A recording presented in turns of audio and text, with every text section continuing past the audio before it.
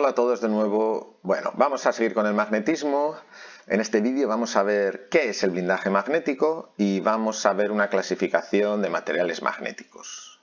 En función del comportamiento de las sustancias, de los materiales, cómo se comportan cuando les sometemos a un campo magnético. Bueno, empezamos con blindaje magnético. Algunos dispositivos electrónicos, bajo la influencia de campos magnéticos, no funcionan como deberían. ¿Vale? Los campos magnéticos, además, también veremos más adelante que los campos magnéticos y las corrientes eléctricas están íntimamente relacionados y con campos magnéticos podemos producir corrientes eléctricas y con corrientes eléctricas campos magnéticos, ya veremos cómo. Pero el caso es que tenemos muchos dispositivos, sobre todo electrónicos, que los campos magnéticos no los toleran muy bien. Entonces tendremos que protegerlos de estos campos magnéticos. ¿Vale? Para protegerlos hacemos una especie de apantallamiento magnético que llamamos blindaje magnético. Bien, como no existe un material aislante para las líneas de campo, o sea, igual que un material plástico puede ser un aislante eléctrico porque evita que los electrones lo atraviesen, no tenemos materiales que hagan esto mismo con las líneas de campo magnético. Así que vamos a utilizar otra estrategia, ¿vale? La estrategia a seguir será proporcionar a las líneas de campo un camino alternativo por donde fluyan más fácilmente, ¿vale? Así, en vez de atravesar el dispositivo que yo quiero proteger, pasarán por otro sitio, ¿vale? Les damos un camino alternativo, se lo ponemos a huevo para que las líneas vayan por otro lado y no vayan por donde nosotros no queremos que vayan. Así que tendríamos esto. Imaginaos que tenemos aquí, pues bueno, un campo magnético, estas son las líneas de campo y lo que yo quiero proteger está aquí dentro. Para nosotros proteger lo que está aquí dentro, lo que vamos a hacer es rodearlo con un material que sea muy buen conductor magnético. De tal manera que las líneas de campo van a ir por este material que es tan buen conductor magnético en vez de ir por esa zona que nosotros queremos proteger. En eso consiste el blindaje, es tan sencillo como eso. O sea, los blindajes magnéticos están hechos con materiales que tienen como veremos iremos viendo poco a poco más adelante, tienen una permeabilidad magnética muy alta. Y son caminos muy sencillos para las líneas de campo. Bueno, tipos de materiales magnéticos.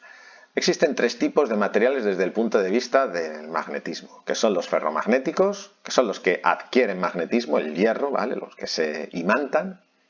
Los paramagnéticos, que son los campos magnéticos podríamos decir que ni les van ni les vienen, magnetizados o sin magnetizar, pues van a hacer lo mismo.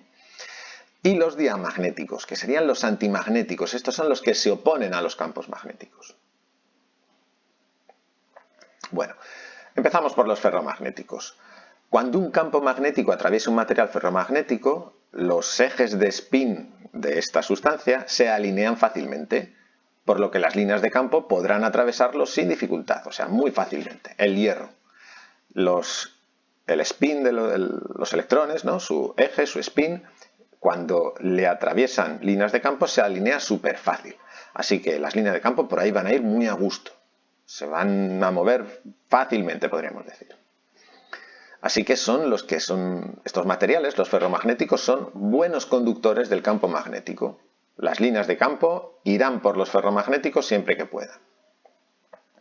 Y además, los ferromagnéticos tienden a conservar el magnetismo adquirido. O sea, son los materiales que se van a imantar en mayor o menor grado, como hemos visto en el vídeo anterior, pero eso, tienden a conservar el magnetismo. Algunas sustancias tienen una tendencia muy alta a conservar el magnetismo y otras no tan alta, pero en general los ferromagnéticos tienen esa tendencia a conservar el magnetismo. Y por tanto, como conservan el magnetismo, se verán atraídas por los imanes, como pues eso, que hemos estudiado en el vídeo anterior. Cuando las líneas de campo atraviesan una pieza de hierro, le generan un polo norte y un polo sur, de tal manera que van a provocar atracción respecto al campo magnético que había provocado esas líneas de campo. Esto en el vídeo anterior lo explico más detalladamente. Pero eso, tenemos que tener en cuenta. Ferromagnético, buenos conductores del campo magnético, conservan el magnetismo y son sustancias que se ven atraídas por los imanes, por los campos magnéticos. El hierro, por ejemplo, es el típico material ferromagnético, ¿vale? De hecho, el nombre de ferromagnético deriva del propio hierro. Cobalto y níquel, por ejemplo, también son materiales ferromagnéticos. Otro tipo de materiales, los diamagnéticos. Los diamagnéticos, cuando se ven sometidos a un campo magnético, sus ejes de spin se alinearán según las líneas de campo, pero, digamos, en sentido contrario al que lo hacen los ferromagnéticos. O sea, se oponen al campo magnético. Los materiales diamagnéticos, si les acercamos un polo norte, la pieza responderá ofreciéndoles un polo norte. Entonces habrá norte con norte, aparece una repulsión. Si les acercamos un polo sur, entonces la pieza responde con un polo sur y habrá repulsión también. O sea, son piezas en donde aparece una repulsión magnética. ¿Vale? Estas sustancias se ven repelidas por los imanes. Igual que las ferromagnéticas se ven atraídas, estas se ven repelidas. Ahora bien, también como veremos más adelante, cuando veamos la permeabilidad, es la magnitud que me define esta atracción o repulsión y tal, veremos que las fuerzas de atracción a los materiales ferromagnéticos son o pueden ser muy altas. Las fuerzas de repulsión en los materiales diamagnéticos son muy bajas. Es un fenómeno difícil de observar porque las fuerzas diamagnéticas son bajísimas. Esta repulsión diamagnética es muy leve, ¿vale? Es un valor muy pequeño y no es comparable en absoluto, como os digo, con la atracción que sufren los materiales ferromagnéticos. Bueno, una sustancia diamagnética es en cierto modo lo contrario a una ferromagnética en este sentido. En las ferromagnéticas hay atracción, en las diamagnéticas hay repulsión. A eso me refiero. Las líneas de campo magnético evitarán pasar por estas sustancias. Ahora veremos una figura y bueno, intentan evitarlas en la medida de lo posible, porque son difíciles de atravesar y recordemos que las líneas de campo siempre van por donde les es más fácil ir. Es una propiedad, el diamagnetismo, que es pues, bastante común, o sea, no es algo que sea raro, ¿vale? Bueno, el bismuto, tal, pero bueno, el hidrógeno, el cobre, el grafito, el carbono cuando está en forma de grafito, bueno, o sea, hay sustancias, el silicio, relativamente, vamos, son sustancias normales que tienen esta cualidad del diamagnetismo. Y un fenómeno que podemos observar es la levitación diamagnética. Aquí tenemos una serie de imanes, probablemente de neodimio, una cosa así bastante potente, y aquí encima lo que tenemos es una fina lámina de grafito. Y fijaros cómo se levanta aquí, pues que es 3 milímetros o una cosa así. Esta es la fuerza que hace el diamagnetismo, o sea, unos imanes bien gordos son capaces de levantar unos milímetros una pieza con muy poco peso. ¿Vale? Esta figura representa muy bien la poca fuerza que aparece con el diamagnetismo. Pero bueno, aparece, nos sucede esto. Y el tercer tipo de material son los materiales paramagnéticos.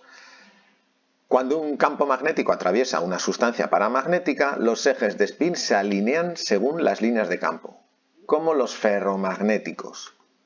Aparece una leve fuerza de atracción, pero leve, realmente en la mayoría de los casos va a ser imperceptible. O sea, es una fuerza de atracción que nosotros vamos a poder medir en un laboratorio, pero si nosotros, por ejemplo, tenemos un material paramagnético en la mano, como es el aluminio, y lo acercamos a un imán, no vamos a notar absolutamente nada de atracción, porque la pequeñísima atracción que haya es muy baja.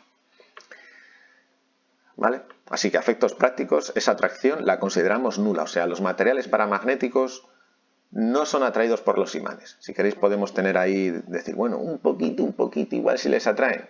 A efectos prácticos, en nuestro ámbito al menos, del mantenimiento de aeronaves, nada, no hay atracción. Y por supuesto, en cuanto se aleja el imán, los ejes de spin vuelven a desalinearse, por lo que no conservarán el magnetismo.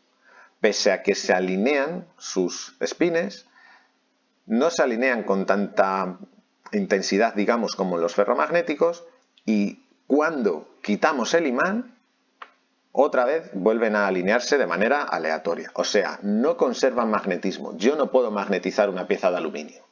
No puedo hacer un imán de aluminio. lo mismo, el paramagnetismo es muy habitual, fijaros, tan habitual que aluminio, magnesio, titanio, wolframio, respecto a los metales y tal, y el aire. El aire es paramagnético. ¿Vale? Fijaros en esta figura, es muy representativa del comportamiento de los materiales, ¿no? Ferromagnético, diamagnético y paramagnético. Tenemos un imán, líneas de campo que van de norte a sur.